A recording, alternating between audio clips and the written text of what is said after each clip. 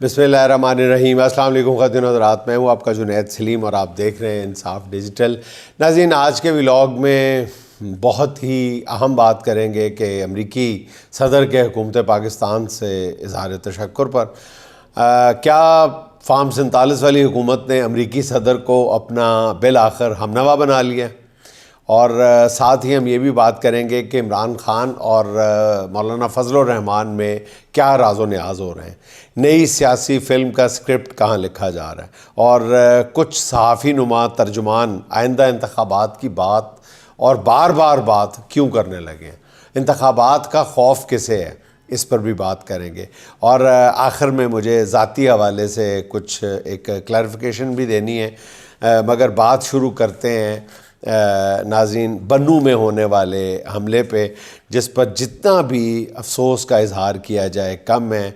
और मैंने मौलाना हामिदुल हक की शहादत के फ़ौरन बाद ये अर्ज़ किया था कि एक दहशतगर्दी की एक बड़ी वेव जो है वो खाकम बदहन पाकिस्तान का इंतज़ार कर रही है।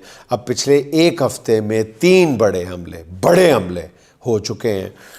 खुदारा हमें बहसीत कौम भी न सिर्फ कानून नाफिज करने वाले इदारों को, हुकूमत को, अवाम को, मीडिया को, सबको इस बात को रियलाइज़ करना चाहिए कि हम हकीकतन एक बंद गली में दाखिल हो चुके हैं और अब हमें उस गली से निकलने का कोई रास्ता तलाश करना चाहिए।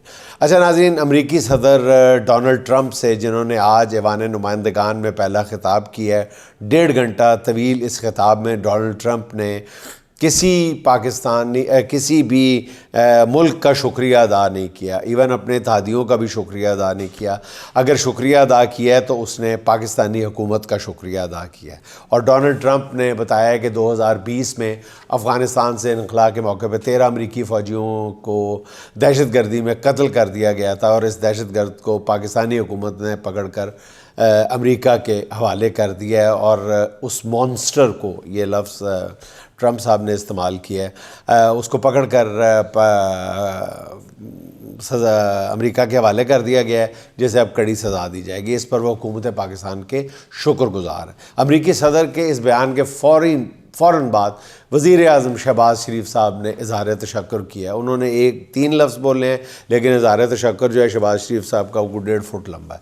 इसके बाद से सारे सरकारी भोंपू जो हैं वो अचानक सामने आ गए, और ये बयानिया बनाया जाने लगा है कि ट्रंप की मौजूदा रजीम के साथ यस हो गई है, कुट्टी ख़त्म हो गई और सब कुछ ठीक हो गया।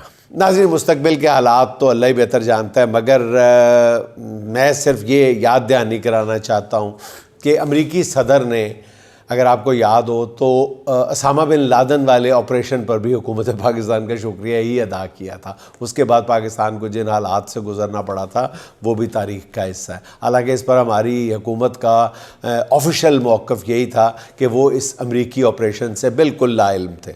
फिर यूक्रेनी सदर से मुलाकात से पहले ट्रंप ने ज़ेलेंस्की की भी जी भर के तारीफ़ की थी, मगर फिर मुलाकात में क्या हुआ वो सारी दुनिया ने देख लिया।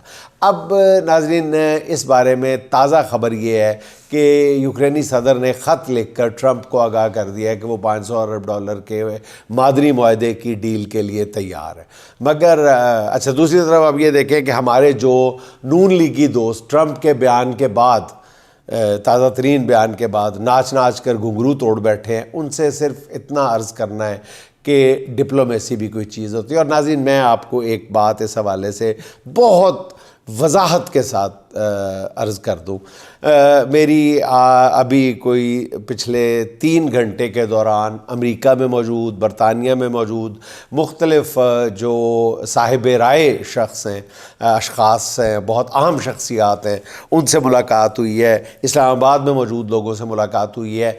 कम व बेश 80% लोगों का ये कहना है कि ट्रंप का ये बयान जो है, या ट्रंप की जो तारीफ़ है, इसका उस मामले से कोई लेना देना नहीं है कि जो वो आने वाले दिनों में पाकिस्तानी हुकूमत पर जमहूरियत के हवाले से जिस दबाव की बात हो रही है, उससे उसका कोई लेना देना नहीं है।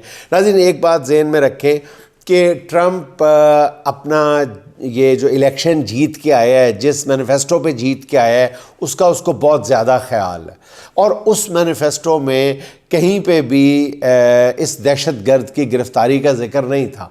اگر ذکر تھا تو امریکہ کے اندر اور امریکہ کے باہر موجود اسٹیبلشمنٹس کا ذکر تھا، اور یہ جو بار بار کہا جا رہا تھا کہ طاقت کے مراکز جو ہیں ان کا ذکر تھا، اور پبلک سینٹیمنٹس کا ذکر تھا، ڈیموکریسیز کا ذکر تھا، اور اس پر وہ ٹرمپ نے بہت زیادہ زور دیا ہوا ہے۔ اور ٹرمپ کسی قیمت پہ بھی، یہ میری ذاتی رائے ہے، ہو سکتا ہے آپ اس سے اختلاف کریں، کہ ٹرمپ جو ہے کسی قیمت پہ بھی اس دفعہ اپنے ووٹرز کے ساتھ کیے ہوئے وعدے جو ہے وہ فراموش نہیں کرے گا، یا کر نہیں پائے گا۔ اگر کرنا بھی چاہے گا تو کر نہیں پائے گا۔ ٹرمپ کے ارد گرد جتنے بھی لوگ موجود ہیں وہ ٹرمپ کو وہ وعدے نہیں بھولنے دیں گے۔ ٹرمپ نے آبویسلی مولا جٹ کی طرح گنڈاسا نہیں اٹھانا۔ اگر گھی سیدھی انگلی سے ہی نکل آئے گا تو انگلی ٹیڑھی کرنے کی ضرورت ہی کیا ہے۔ اس بات کا گزشتہ روز بھی اشارہ کیا تھا کہ اس بات کے غالب امکانات موجود ہیں کہ پاکستان میں حالات کی درستی کے لیے اگر کچھ امریکہ سے اشارہ ہونا ہے تو وہ شاید اشارہ جو ہے وہ اوپنلی نہ ہو، اور بغیر اشارے کے ہی وہ کام ہو جائے، اور اس کے بعض آثار جو ہیں وہ نظر آنا شروع ہو گئے۔ اور آنے والے دنوں میں خاص طور پہ عید سے پہلے رمضان المبارک کے دوران بہت کچھ ہونے جا رہا ہے۔ ناظرین، ملکی سیاست نہایت ہی دلچسپ موڑ مڑ چکی ہے۔ جو خبریں اس خاکسار کو ملی ہیں ان کی بنیاد پہ میں یہ کہہ سکتا ہوں کہ آنے والے دنوں میں سیاسی منظرنامے پہ جو فلم چلنے والی ہے وہ کھڑکی توڑ رش لے گی۔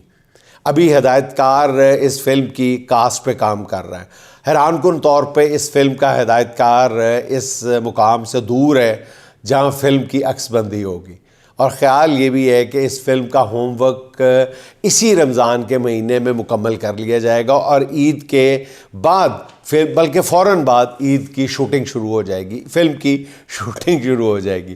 فلم کے کچھ حصے جو ہیں وہ سڑکوں پہ فلمائے جائیں گے، جبکہ کلائمیکس کے سین جو ہیں وہ فلمانے کے لیے پارلیمنٹ کا انتخاب کیا جائے گا۔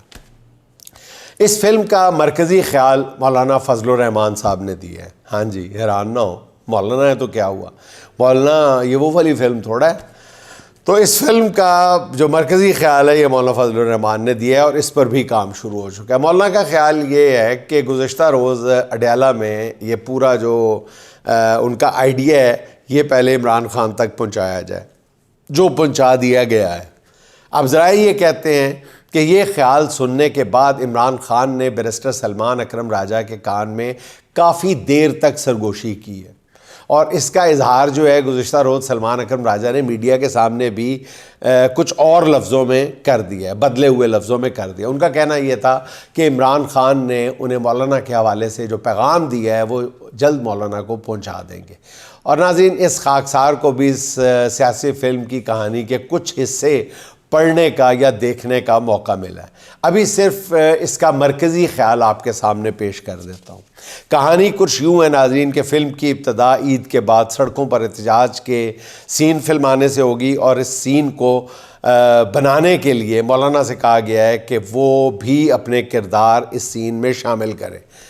یعنی جیسے ہی سڑکیں گرم ہوں گی تو اگلا سین پارلیمنٹ کے اندر فلمایا جائے گا، جہاں مولانا کا کردار جو ہے سب سے جاندار رکھا گیا ہے۔ میں ریپیٹ کر دیتا ہوں کہ پارلیمنٹ کے اندر والے سین میں سب سے زیادہ جاندار کردار خود مولانا کا رکھا گیا۔ پارلیمنٹ والا سین مولانا نے خود تحریر کیا ہے، جس کے مطابق پیپلز پارٹی کو ساتھ ملا کر حکومت کے خلاف گیم شروع کی جائے گی، جس میں پی ٹی آئی کے پارلیمانی کردار بھی بھرپور ساتھ دیں گے۔ اور ذرائع کا یہ کہنا ہے کہ عمران خان نے اس بات پر ابھی نیم رضامندی ظاہر کی ہے۔ اگر بلاول کی بجائے مولانا کو قومی اسمبلی میں دلہا بنایا جائے گا تو اس بارات میں تحریک انصاف شریک نہیں ہوگی، لیکن پیچھے ضرور ہوگی۔ ناظرین، اگر آپ کو اس فلم کی ابھی بھی سمجھ نہیں آ رہی تو پیپلز پارٹی کے رہنما نوید قمر کا یہ بیان سن لیں کہ وہ کہتے ہیں کہ حکومت کو بجٹ میں ووٹ نہ دینے کا آپشن موجود ہے۔ معلوم ہے اگر ہم ووٹ نہیں دیں گے تو یہ حکومت گر جائے گی، اور اس کے بعد آیا ہم الیکشنز میں جاتے ہیں یا کوئی اور طریقہ اختیار کرتے ہیں، ہم سوچ سمجھ کر فیصلہ کریں گے، یہ پیپلز پارٹی کا ایک سینئر موسٹ رہنما کہہ رہا ہے۔ ناظرین، اگر آپ کو ابھی تک فلم کی سمجھ نہیں آ رہی تو ایک روز پہلے سینیٹر عرفان صدیقی کی وہ بات سن لیں۔ وہ کہتے ہیں کہ پیپلز پارٹی نے بجٹ میں ووٹ نہ دیا تو یقیناً حکومت گر جائے گی، مگر پیپلز پارٹی بھی یہ یاد رکھے کہ اس کے بعد الیکشن ہوں گے، الیکشن صرف قومی اسمبلی نہیں 4 صوبوں میں ہوں گے۔ اور ان بیانات سے ناظرین پتہ چلتا ہے کہ فلم کا اسکرپٹ جو ہے وہ متعلقہ کوارٹرز کو مل چکا ہے۔ اب بدلے حالات میں ناظرین اسٹیبلشمنٹ کے خود ساختہ ترجمان صحافی بھی متحرک ہو چکے ہیں، جو مستقبل کے بارے میں نئی پیش گوئیاں کر رہے ہیں۔ انہی میں سے ایک ترجمان کا یہ کہنا ہے کہ جن لوگوں کو نئے انتخابات کا شوق ہے وہ سن لے کہ آئندہ عام انتخابات میں ڈوز جتنی بڑھائی گئی تھی وہ 2018 سے دگنی کر کے 2024 میں کی گئی تھی، اور 2024 کے انتخابات میں جتنی ڈوز دی گئی تھی 2029 کے انتخابات میں یہ 2024 والی ڈوز بھی ڈبل کر دی جائے گی۔ یعنی کتنی ڈھٹائی کے ساتھ یہ باتیں نیشنل ٹی وی پہ بیٹھ کے کی جا رہی ہیں، میں حیران رہ جاتا ہوں، اور بڑے فخر کے ساتھ اس کا اعلان کیا جاتا ہے۔ اس پر شرمندگی کا اظہار نہیں کیا جاتا، کہا جاتا ہے کہ جی 2018 میں تو تھوڑی سی ڈوز تھی، 2024 میں وہ ڈوز ذرا ڈبل کر دی گئی، 2029 میں اس سے بھی زیادہ رگڑا دیا جائے گا۔ اور یہ بات کون کہہ رہے ہیں؟ جو خود کو صحافی کہتے ہیں۔ اس خود ساختہ ترجمان کا یہ کہنا ہے کہ ان انتخابات میں جو غلطیاں رہ گئی ہیں وہ آئندہ انتخابات میں دور کر لی جائیں گی۔ استغفر اللہ، یہ باتیں کہتے ہوئے ہمارے مطلب ہونٹ کیوں نہیں کانپتے؟ میں یہ سوچ رہا ہوں کتنے فخر کے ساتھ ہم کہہ رہے ہیں کہ اگلے انتخابات میں اور دھاندلی، اس سے اگلے انتخابات میں اور زیادہ دھاندلی، جو کوئی کسر رہ گئی اس کو بھی کسر رہ کون سی گئی ہے؟ کون سی کسر چھوڑی تھی 2024 کے انتخابات میں آپ لوگوں نے؟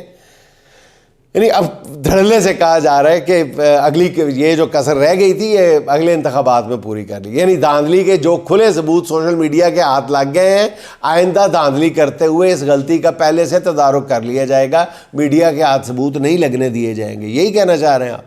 مجھے سمجھ نہیں آتی کہ وہ ایسی باتیں کسی کے کہنے پہ کر رہے ہیں یا اپنے جذبات کی رو میں بہہ کر اپنے مہربانوں کو کسی نہ کسی انداز میں شرمندہ کروا رہے ہیں، دانستہ طور پہ شرمندہ کروا رہے ہیں، تاکہ پتہ چل جائے کہ جی میں تو کسی کے کہنے پہ یہ بات کر رہا تھا۔ اگلے انتخابات میں پتہ نہیں کیا ہونا ہے، وہ کتنے منصفانہ ہوں گے یا کتنے دھاندلی زدہ۔ البتہ یہ 1.5 سیانے ترجمان ان گناہوں کا بوجھ بھی اپنے مہربانوں پہ ڈال رہے ہیں جو ابھی سرزد ہی نہیں ہوئے۔ بات اگلے انتخابات کی ہو رہی ہے تو ایم این اے ثناء اللہ مستی خیل نے بھی ایک دعویٰ کر دی ہے۔ وہ کہتے ہیں کہ پاک فوج نے چند دن پہلے ایک سروے کروایا ہے اور اس کے مطابق عمران خان کی گراؤنڈ پر مقبولیت 94% ہے۔ اچھا رکھو۔ اب وزیر اعظم شہباز شریف اپنی حکومت کی کامیابی کے گن گا رہے ہیں۔ ان کا کہنا ہے کہ اس سے بڑی کامیابی کیا ہو سکتی ہے کہ اپوزیشن کا کوئی جھوٹا سکینڈل بھی جو ہے وہ اپوزیشن نہیں لا سکی، حکومت کا جھوٹا سکینڈل بھی نہیں لا سکی۔ ویسے شہباز شریف صاحب، اگر اپوزیشن آپ کے خلاف یا آپ کی حکومت کے خلاف کوئی سکینڈل لانا چاہتی، ویسے تو آ چکے ہیں کافی سارے سکینڈل، لیکن جو آپ بات فرما رہے ہیں کہ نہیں لا سکی، اگر لاتے ہیں تو سکینڈل کس چیز پہ لائے جاتے ہیں؟ حضور والا، سکینڈلز کا ذکر سب سے پہلے پارلیمنٹ میں کیا جاتا ہے یا میڈیا پہ کیا جاتا ہے؟ دونوں جگہ آپ نے گلا گھونٹا ہوا ہے۔ تو سکینڈل آئے تو کہاں آئے؟ جہاں سکینڈل آنے چاہیے وہاں پہ آ رہے ہیں، اور وہ ہے سوشل میڈیا۔ ذرائع ابلاغ پر آپ نے مکمل قبضہ کیا ہوا ہے، آپ نے فلور آف دا ہاؤس پر مکمل قبضہ جمایا ہوا ہے۔ تو سکینڈل کوئی لائے تو لائے کہاں؟ کوئی سکینڈل لاتا ہے تو اگلے دن آپ اس کو جیل میں ڈال دیتے ہیں۔ اچھا، یہ شہباز شریف صاحب کا یہ دعویٰ جو ہے، بات جو ہے، یہ فیصل وارڈا صاحب نے شاید سن لی ہے۔ یہ وہی فیصل وارڈا ہے جنہوں نے 2018 میں پی ٹی آئی کے ٹکٹ پر کراچی سے شہباز شریف کو شکست دی تھی۔ انہوں نے وزیر اعظم کو آئینہ دکھایا۔ سینٹ کی قائمہ کمیٹی برائے بحری امور کے اجلاس میں فیصل وارڈا نے حکومت پر سنگین الزامات عائد کرتے ہوئے کہا ہے کہ موجودہ حکومت کے دور میں 50 سے 60 ارب روپے کی چوری ہوئی ہے۔ شہباز شریف صاحب یا تو فیصل وارڈا کو آپ بلا کر پوچھے کہ یہ چوری کہاں ہوئی ہے، اور اگر چوری کی نشاندہی نہیں کرتے تو پھر واوڈا کے خلاف حکومت کو ڈیفیم کرنے کے الزام میں پیکا ایکٹ کے تحت مقدمہ قائم کریں آپ پھر۔ ناظرین، ہمارے ہاں عجیب و غریب ماحول بنا دیا گیا ہے۔ ملک میں طاقت کے کئی مراکز ہیں، ایک سامنے نظر آنے والے حکمران ہیں اور ایک پس پردہ مقتدر ہے۔ حقیقت میں ہر کوئی واقف ہے اور پھر بھی اکثر پتہ نہیں چلتا کہ ہو کیا رہا ہے اور کون کر رہا ہے۔ جسے فارم 47 والے حکمران اپنی 1 سالہ کارکردگی کا جشن منا رہے ہیں، جس انداز میں کوئی ان سے پوچھے کہ کیسی حکومت اور کہاں کا جشن۔ اسی طرح ہمارے کئی ویورز بھی ایسے ہیں جنہیں اس سارے چھو منتر کی سمجھ نہیں آ رہی۔ اس میں سے کچھ اکثر مجھ سے گلہ کرتے ہیں کہ جنید صاحب آپ تو 2 سال سے حکومت کے گرنے کی باتیں کر رہے ہیں، مگر حکومت تو اپنی جگہ موجود ہے۔ تو میں اپنے ایسے سادہ دل ویور سے صرف اتنا عرض کرنا چاہتا ہوں کہ پہلی بات تو یہ ہے کہ میں ان وی لاگرز میں سے نہیں ہوں جو اپنے ناظرین کو ایسے خواب دکھانا چاہتے ہیں جن کی تعبیر کسی صورت ممکن نہیں ہے۔ نہ ہی میں نے کبھی اس لیے وی لاگ کیا ہے کہ میں کسی کو امید دلاؤں، اور نہ ہی کبھی اس لیے کیا ہے کہ کسی کو مایوس کروں۔ میں موجودہ حالات اور واقعات کا اپنی بساط اور ٹوٹے پھوٹے انداز میں، ٹوٹے پھوٹے لفظوں میں تجزیہ کرنے کی کوشش کرتا ہوں۔ دوسرا، میں نے کبھی بھی حکومت کے خاتمے کی کوئی تاریخ نہیں دی، نہ ایسی تجزیہ کاری کو کبھی پسند کیا ہے۔ یہ ضرور کہتا رہا ہوں کہ حکومت کی حالت بہت پتلی ہے اور یہ ایک انتہائی نازک آشیانے پہ کھڑی ہے، اور یہ میں آج بھی کہہ رہا ہوں، ہمیشہ کہتا رہوں گا جب تک یہ قائم ہے۔ یہ ایسے مصنوعی بندوبست پہ قائم ہے جس کا کوئی چھوٹا سا واقعہ جو ہے وہ حکمرانوں کا بستر گول کر سکتا ہے، اور میں اپنی اس بات پر پورے تیقن کے ساتھ قائم ہوں۔ پہلی بات تو یہ ہے کہ ایسی حکومت نہ پہلے کبھی بنی، نہ سنی، نہ کبھی کسی نے دیکھی کہ انتخابات کے نتیجے میں جو رزلٹ آیا اس میں دھاندلی کے باوجود پارلیمنٹ کی سب سے بڑی جماعت پی ٹی آئی تھی، مگر حکومت جو ہے وہ 2 اقلیتی جماعتوں نے مل کر بنا لی۔ اقلیتی بھی اتنی جنہیں چلیں حکومت تو بنا لی مگر اختیار کسی اور نے لے لیا، تو میری کون سی بات غلط ثابت ہوئی ہے؟ اس کو آپ حکومت کہتے ہیں؟ اس حکومت کی حالت تو یہ ہے کہ یہ اپنی مرضی سے نہ کوئی ٹرانسفر کر سکتی ہے نہ پوسٹیں۔ اس حکومت کا وزیر داخلہ اپنے وزیر اعظم کو جواب دہ نہیں ہے۔ اس وزیر داخلہ نے کئی ٹوپیاں پہنی ہوئی ہیں، وہ اپنی مرضی سے جب چاہے وزیر خارجہ بن جاتا ہے، جب چاہے وزیر اعظم کو نیچا دکھا دیتا ہے۔ اگر یہ معروف معنوں میں حکومت ہوتی تو ان حکمرانوں میں رتی بھر بھی عزت نفس ہوتی اگر، تو یہ خود اپنے گھر چلے جاتے۔ تو یہ ایک ہارا ہوا گروہ قوم پر مسلط ہے جو اپنے مستقبل سے بالکل مایوس ہے۔ دونوں جماعتوں نے شاید سوچ لیا، اور خاص طور پر نون لیگ نے تو سوچ لیا ہوا ہے کہ یہ ان کا آخری الیکشن تھا جو وہ لڑ چکے ہیں، آگے جو ہوگا دیکھا جائے گا۔ جب بھی انہیں پتہ چلتا ہے کہ حکومت ابھی گئی، یہ فوراً پیچھے ہٹ جاتے ہیں اور اپنے بچے کچھ اختیارات بھی کسی نادیدہ قوت کو تفویض کر کے خود جھنڈے والی گاڑیوں پر ہی اکتفا کر لیتے ہیں۔ یہ حکومت نہیں ناظرین، کٹ پتلیاں ہیں، اور یہ پروٹوکول زیادہ ہرکارے حکمران انہیں ہز ماسٹر وائس ہے۔ یہ بالکل یہ حکمران نہیں ہے، ان کو حکمران کہنا میرا خیال ہے کہ حکمرانی کی بھی توہین ہے۔ یہ کیسی حکومت ہے جس میں نہ ایوان بالا سینٹ مکمل، نہ ایوان بالا سینٹ جو ہے وہ مکمل ہے، اور نہ یہ ایوان زیریں قومی اسمبلی مکمل ہے۔ پھر یہ کہا گیا کہ میں نے کئی بار عمران خان کی رہائی کی بات کی ہے کہ وہ جلد جیل سے باہر ہوگا، مگر 2 سال ہونے کو آئے ہیں، ایسا نہیں ہوا۔ تو اس بارے میں ناظرین عرض ہے کہ 2 سال میں 1-2 نہیں، کئی مواقع ایسے آئے ہیں۔ میں اگر بہت محتاط اندازے کے مطابق بتاؤں تو اپنی پوری انفارمیشن کو بنیاد بنا کے کہوں ذمہ داری کے ساتھ، تو کم از کم 7 مواقع ایسے آئے ہیں کہ عمران خان کو رہائی اگلے دن مل سکتی تھی۔ تو اس بارے میں عرض ہے کہ 2 سال میں 1-2 نہیں، اتنے کئی مواقع آئے جب عمران کی رہائی محض ایک رسمی کارروائی رہ گئی تھی۔ میں نے اس وقت بھی تاریخ دینے سے احتراز کیا تھا۔ عمران خان کو ایک کے بعد ایک آفر کی گئی کہ وہ ڈیل کر لے، پاکستان ہی نہیں جانا چاہتا، پاکستان میں نہیں رہنا چاہتے، جہاں جانا چاہتے ہیں چلے جائیں۔ اس طرح کی آفر آج بھی ان کے پاس ہیں، مگر کیا کریں کہ عمران خان نے وہ پوزیشن لے لی ہے جس کے بارے میں کسی کو گمان ہی نہیں تھا کہ وہ ایسے ڈٹ کے کھڑا ہو جائے گا اصولوں پہ۔ کہ اس پر ظلم کرنے والے بھی حیران و ششدر رہ جائیں گے کہ یہ بندہ کس مٹی کا بنا ہوا ہے. اس نے کبھی بیماری کا بہانہ نہیں بنایا. سچ پوچھے تو اس لولے لنگڑے اقتدار میں اسے اب کوئی دلچسپی نہیں رہی. وہ کسی اعلیٰ مقصد کے لیے عزیمت کی راہ پہ چل رہا ہے. یقین کریں آج بھی اس کی رہائی کا پروانہ لیے لوگ اس کے پیچھے پیچھے پھر رہے ہیں، مگر وہ ایسی رہائی چاہتا ہی نہیں ہے جو کسی ڈیل یا بخشش کا نتیجہ نظر آئے. تو ناظرین، خبر غلط نہیں ہوتی، ہاں البتہ آخری لمحوں پہ حالات جو ہیں وہ ضرور ٹرن ہو جاتے ہیں.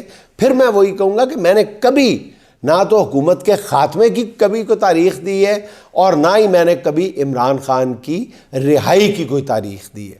ہاں اندازہ جو لگاتا ہوں، جو آپ کی خدمت پہ پیش کرتا ہوں، وہ سالڈ گراؤنڈز پہ ہوتا ہے. وہ تمام جو ریلیونٹ کوارٹرز ہوتے ہیں ان سے بات کر کے آپ کی خدمت میں پیش کرنے کی کوشش کرتا ہوں. اور ناظرین، آخر میں راحت اندوری: زندگی سے بڑی سزا ہی نہیں، زندگی سے بڑی سزا ہی نہیں، اور جرم کیا ہے پتہ ہی نہیں، اور جرم کیا ہے پتہ ہی نہیں. اتنے حصوں میں بٹ گیا ہوں میں، اتنے حصوں میں بٹ گیا ہوں میں، میرے حصے میں کچھ بچا ہی نہیں، میرے حصے میں کچھ بچا ہی نہیں. سچ گھٹے یا بڑھے تو سچ نہ رہے، سچ گھٹے یا بڑھے تو سچ نہ رہے. جھوٹ کی کوئی انتہا ہی نہیں، جھوٹ کی کوئی انتہا ہی نہیں. جڑ دو چاندی میں چاہے سونے میں، جڑ دو چاندی میں چاہے سونے میں، آئینہ جھوٹ بولتا ہی نہیں، آئینہ جھوٹ بولتا ہی نہیں. ناظرین، خوش رہیں، خوش رکھیں. آپ سے ملاقات ہوگی انشاءاللہ اگلے ولاگ میں. اللہ حافظ.